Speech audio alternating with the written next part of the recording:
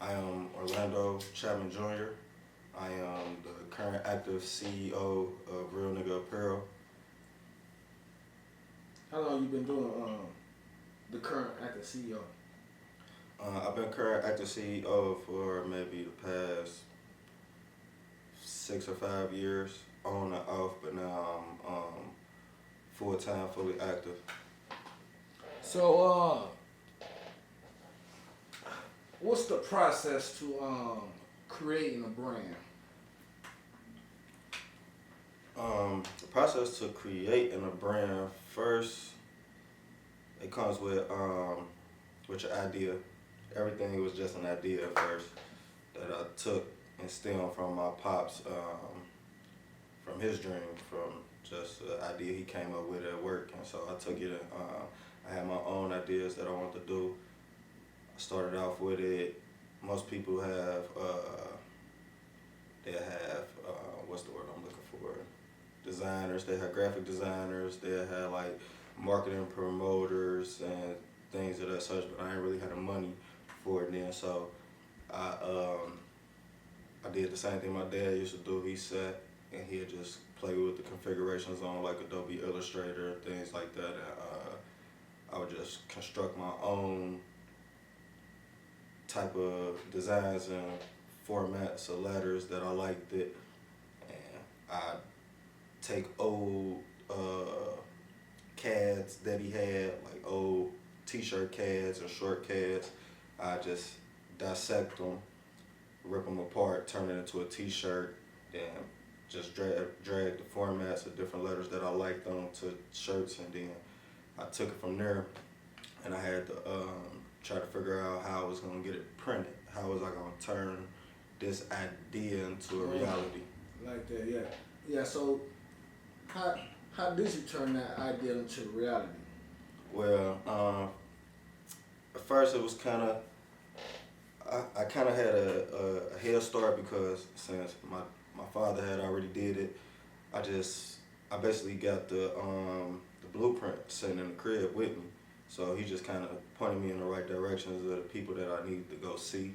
But if I didn't have him, uh, the first thing I probably would have did was the same thing that he pointed me to do, was to go to people that I knew that had T-shirts already, Okay. ask them where they got them from or how they was doing it, and then I would have went about going to those places and asking what I need to do in order to get some shirts made. Because people just think you could just walk in and just, all right, we just gonna do 100, 200 shirts today, and with 3, 4 different designs like you Nike or Adidas, and it don't work like that.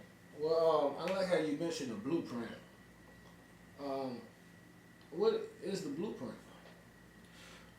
Well, the blueprint basically is the whole guide, the map, the Da Vinci Code to the clothing game, which is now just instilled inside of my pop's head. It's like I have to sit. It's like taking time to sit down and read a book. You sit down and you read it and you gain the knowledge from it. So in order for me to get better with the brand, I have to sit down and I have to pick his brain, basically read it and sit that time aside to learn in order to continue building my process and doing what I'm doing. So I had to sit with him and I just ask what I want to know next. The same way if I didn't know him and he was just a mentor of, or he was a higher level guy in the clothing industry and I wanted to be his mentee, I would ask my mentor, like, what should I do right at this moment? What you think I should do in order to get this prepared or started?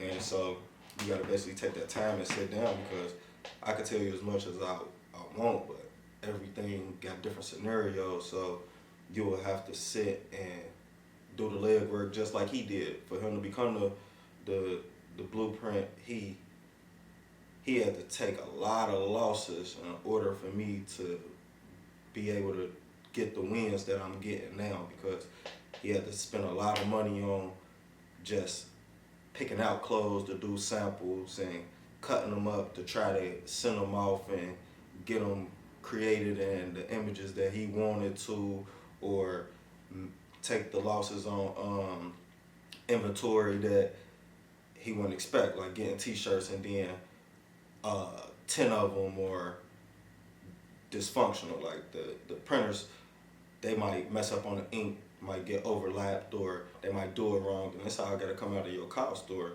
However you lay it down, first thing he always tell me is just to always handle the business first. Like when you get a clear understanding with somebody, you gotta sit down and you get it in writing.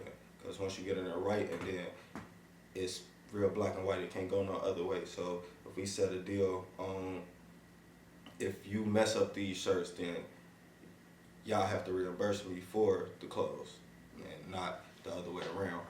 So, and say I had this idea. Mhm. I wanted to do Lito's Way, and I wanted to sell it to the masses. What would be the first step of me with this idea to go and take, say, $300 Mhm. and get the shirt to the masses? What would you do? To get the shirt to the masses, first, if I had this money, I would come up with a plan on how I would distribute it. It take a lot of strategic planning, I feel like, because with my brand, I know it represents one entity, basically. Like, it represents the urban minority culture, and that we're representing that lifestyle. So that would direct me to target the urban community on what it is that they would appeal to. So I would go in and after that I would go in and I would come up with my idea, figure out what I want to do with it, like how I'm gonna market it, how I'm gonna sell it. So I'm gonna market it to the black community. How do they consume most goods?